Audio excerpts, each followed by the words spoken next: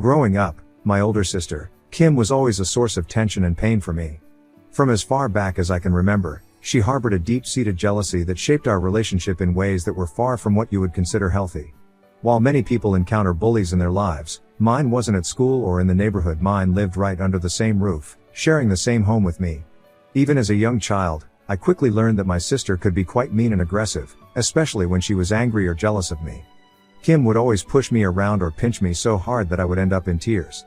If I dared to cross her in any way, whether by not listening to her or simply being in the wrong place at the wrong time, she would retaliate by taking something of mine, usually my toys, or my books, which were a big deal to me at the time.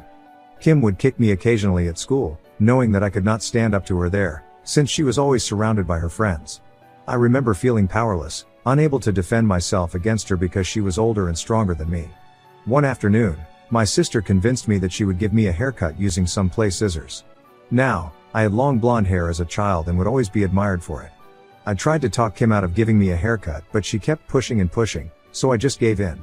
She started cutting my hair, and it wasn't just a small snip. Obviously she had no experience and we were stupid to even do this, but she hacked away at my hair even when I asked her to stop. I remember feeling devastated as I watched clumps of my hair fall to the floor. The haircut was so bad that I burst out crying. She only laughed, looking at me, as if this was the most normal thing in the world. When my dad saw what had happened, he rushed me to a salon, but there was little that could be done. The only solution was to cut it all short, much shorter than I ever wanted. It was a heartbreaking experience for me. As difficult as my sister was, what made the situation even harder to bear was the fact that my mother always seemed to take her side. Whenever I cried and went to my mom for comfort, hoping she would understand and protect me, she would dismiss my feelings, saying things like, "Sisters fight sometimes," or, "I used to do the same with my sisters when I was young." Her words made me feel like my pain didn't matter. My dad saw what was happening and would try to discipline my sister whenever she crossed the line. But every time he did, my mother would intervene, not to support me, but to protect Kim.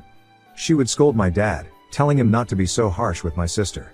My mother would then scold me instead for not standing up for myself and getting dad to do my dirty work. Amidst all the challenges I faced growing up at home, I was fortunate to meet Jasper, my high school boyfriend, who would eventually go on to become my husband. From the very beginning, Jasper was different from anyone else in my life. He was always there for me. When we started dating, it didn't take him long to notice the stark differences in how my mother treated me compared to my sister. One thing that always stood out to Jasper was the way my mother would criticize my appearance while letting my sister, Kim, do whatever she pleased. If Kim and I were both getting ready to go out, my mom would always praise Kim's choices, no matter what she wore, while finding fault with mine. It didn't matter if I thought I looked good or felt confident, my mother always had something to say. She would often make remarks about my outfit, suggesting that I wear more girly clothes, warning me that if I didn't, my man might leave me. She would always comment that I was wearing too much makeup or very little makeup. My mom had made these comments once or twice in front of Jasper when he had come over for dinner at my house. I could see how much it bothered him, but he would try to keep his mouth shut. Normally, Jasper wasn't the type to just sit back and let things slide. Hence, the third time he had come over to our place and my mother again started with me about my clothes and makeup, Jasper immediately stepped in to support me.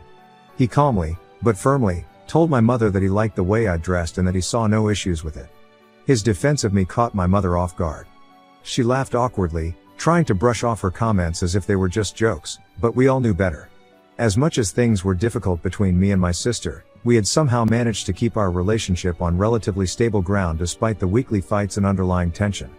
But everything took a turn for the worse the day she brought her boyfriend, Derek, home for the first time. The moment Derek laid eyes on me, he blurted out, "Wow, Kim, I had no idea your younger sister is so hot." The words hung in the air, awkward and inappropriate.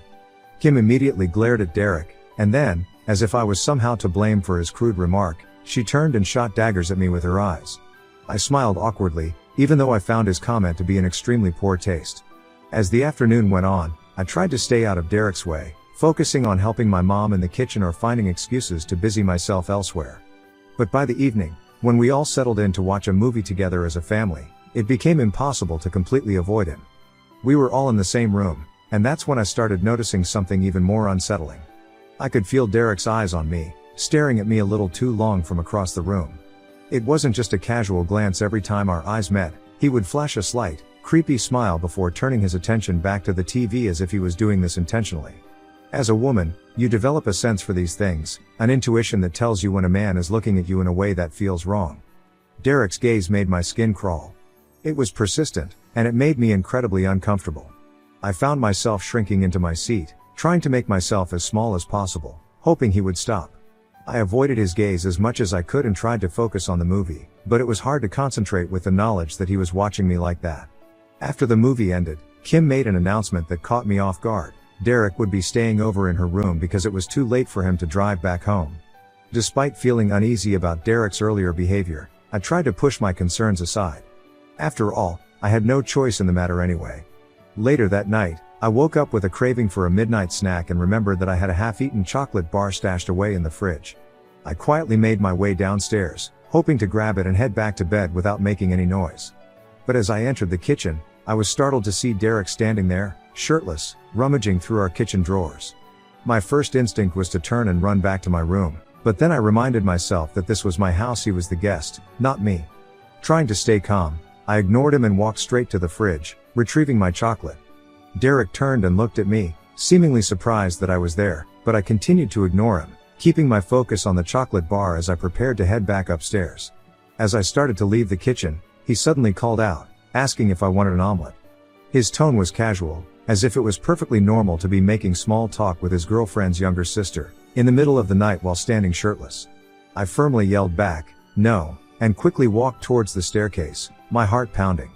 But before I could reach the top, I heard him running after me. In an instant, he grabbed me by the back of my shirt, pulling me back slightly. My heart raced as alarm bells went off in my head. He asked me if he had done something to piss me off, as if he couldn't understand why I was avoiding him and running away. Panic surged through me, and I yelled at him to stop chasing me and to leave me alone. I yanked myself free and bolted up the stairs, slamming my bedroom door behind me, my heart racing with a mix of fear and anger. The next morning, I knew I had to tell my parents what had happened. I sat down with them and recounted the incident, emphasizing how uncomfortable Derek had made me feel throughout the day and how he was walking around our home shirtless. My dad listened carefully and immediately assured me that Derek would not be allowed to stay over again. His response was firm and protective, and I felt a small sense of relief knowing that he believed me and was taking action to keep me safe. But when Kim found out, she exploded with anger. She accused me of being jealous of her relationship with Derek, yelling at me in front of our parents that I was probably making everything up just to ruin things between them. Her words cut deep. I tried to explain to her how uncomfortable Derek had made me feel, how his behavior in the kitchen had scared me, how he had run after me to confront me, but she didn't care. She was too blinded by her attachment to him to see what was really happening. Even my mother felt like I was overreacting about Derek and that he seemed like a nice boy. Fortunately, my dad was on my side, so Kim was banned from ever bringing him home ever again. This whole situation made things even worse between me and my sister. I couldn't understand how my own sister could choose to believe her boyfriend over me, especially when I had nothing to gain by making up such a story. It was as if, in her eyes, I was the enemy, someone trying to sabotage her happiness. After the whole ordeal with Derek, my sister made it her mission to keep her personal life as far away from me as possible. Whenever she was dating someone new and planned to bring him home for lunch or dinner, she would ask me to stay over at my best friend's place for the night or find some other excuse to be out of the house so her boyfriends would not have to meet me. While I didn't mind getting out of the way most of the time, it was definitely inconvenient, especially when I had other plans or just wanted to relax at home. Fortunately, after I moved out to attend college, I didn't have to deal with this strange and uncomfortable arrangement anymore. I was admitted to one of the best universities in the country on a scholarship, and my parents were incredibly proud of me. I remember the day they visited my campus for the first time, they were absolutely blown away. My mother, who was never one to freely give compliments, actually praised me for my hard work. Though her words were begrudging and felt somewhat forced, they meant a lot to me because they were so rare. My father, of course, was beaming with pride. He had always been supportive of my academic pursuits, and seeing me get into such a prestigious institution was a validation of the faith he had always placed in me over the years. But while my parents celebrated my achievement, my sister never congratulated me on getting into college. It was clear to me that my success didn't sit well with her. Unlike me, my sister had taken a gap year after high school, and that gap year eventually turned into a permanent break from college. She never went back to school and instead took up a job at my dad's golf club as a cart attendant. What had started as a part-time gig to earn some extra money had turned into her full-time job. She told everyone how much she enjoyed the work, especially because it came with great tips, and for her, that seemed to be enough. While I was focused on my studies and planning for a future that I hoped would be fulfilling and meaningful, she seemed content with where she was, even if it meant staying in a job that didn't offer much in the way of long-term prospects. Over the years, the more I excelled in my studies and moved forward with my life, the more it seemed to bother my sister. Rather than being happy for me, my success seemed to fuel my sister's resentment even more. Every time I came home during my college breaks, it was as if she made it her mission to bring me down a notch. She would find subtle ways to show her displeasure, often wrapped in backhanded comments that left me feeling uneasy. For instance, she would point out how thin my hair was getting, which was true to some extent because of the stress I was under, but instead of showing concern, she'd suggest that I was probably failing in college and that I should stop trying to be someone I'm not, implying that I was pushing myself too hard and needed to learn to take it easy. Whenever I achieved something academically and my parents expressed their pride, she would immediately dismiss it, claiming that the courses I was taking must have been easy. It was her way of minimizing my accomplishments. Despite the sting of her words, I did my best to ignore her comments. I didn't want to waste my energy trying to convince her of my academic abilities. After I graduated from college, Jasper and I took the next step in our relationship and moved in together while continuing to work at our respective jobs. Living with Jasper was a revelation for me. It was the first time I felt completely at ease in my own home. There was no tension, no walking on eggshells, just the comfort of being with someone who loved and accepted me for who I was. Eventually, Jasper and I got married, and we now live in a much bigger place. Over the years, it's just been the two of us, and we're completely content with our lives. We don't have children, but that's something we've both agreed on and are happy with.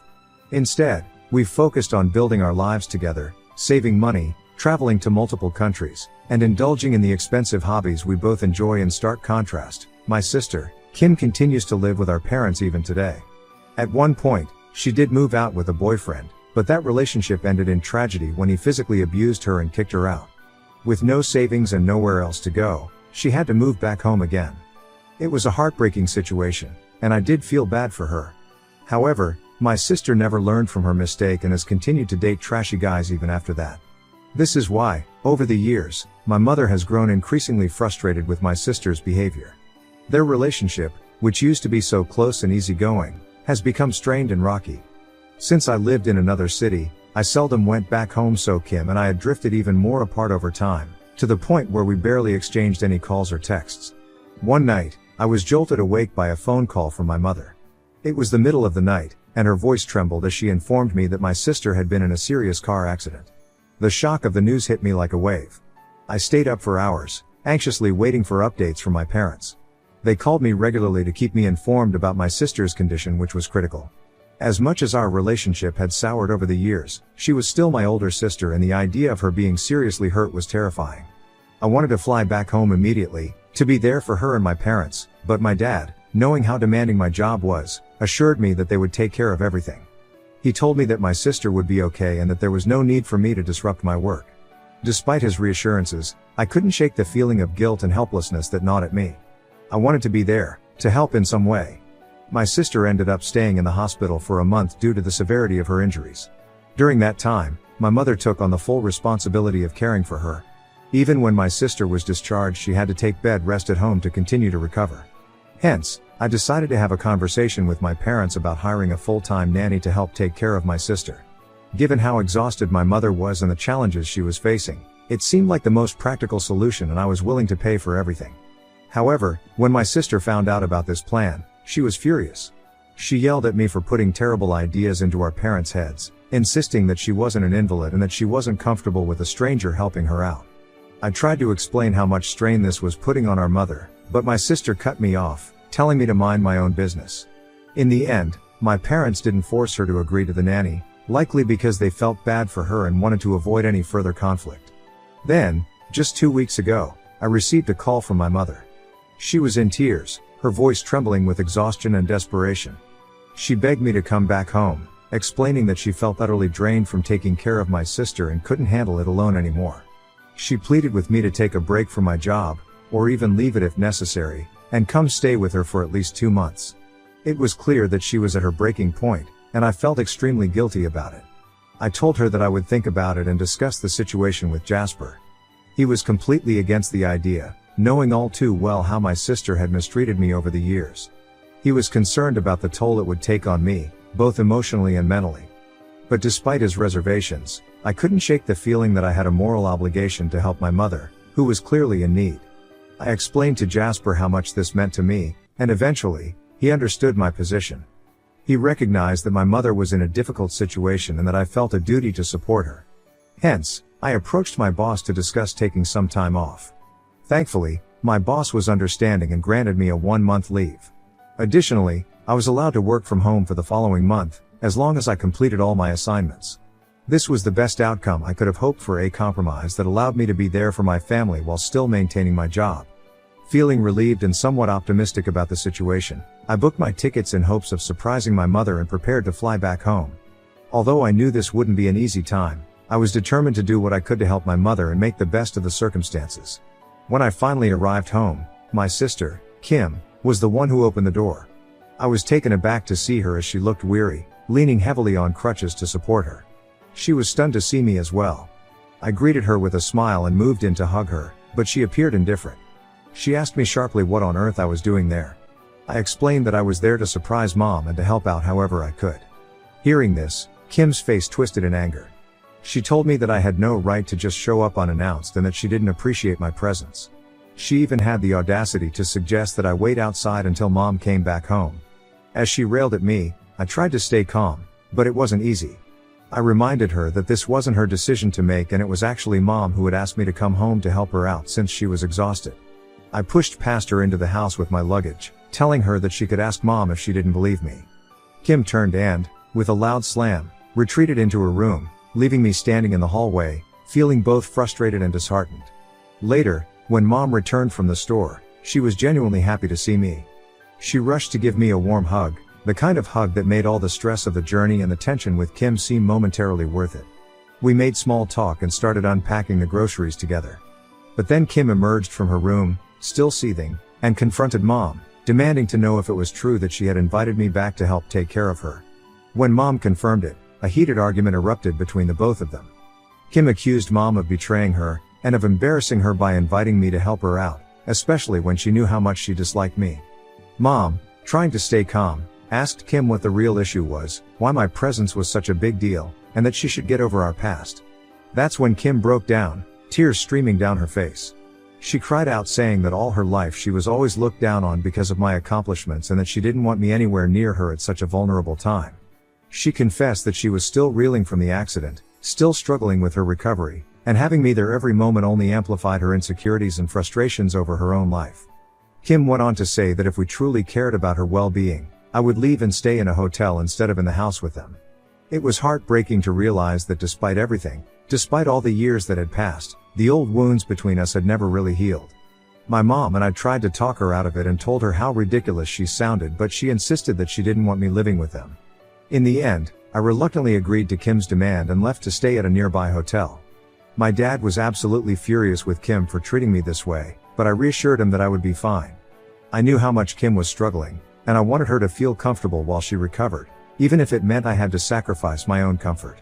I convinced myself that maybe, just maybe, by doing this for her, she would try to mend our broken relationship. Over the next few days, I came over and spent a few hours at my parents' house, helping out my mom wherever I could.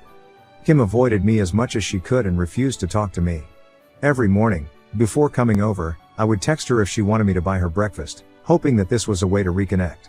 Unfortunately, Kim saw this as an opportunity to take advantage of me. She began treating me like an on-call maid, constantly ordering me to bring her food or fetch things for her just because she knew that she didn't have to pay for anything. At first, I tried not to complain. But gradually, Kim's demands grew more unreasonable, and her attitude became more hostile. She would bark orders at me and snap if I didn't get something exactly right. It felt like I couldn't do anything to please her, no matter how hard I tried.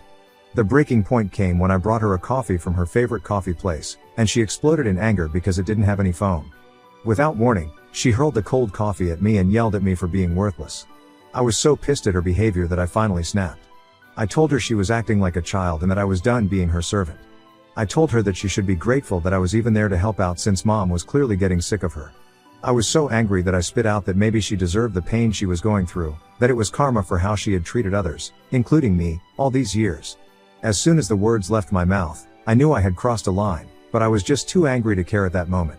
I stormed out of her room, leaving her in stunned silence. I knew my words were harsh, and they weren't truly how I felt, but the damage was done. Since that confrontation, Kim has been calling our cousins and other relatives, painting me as the villain in this situation.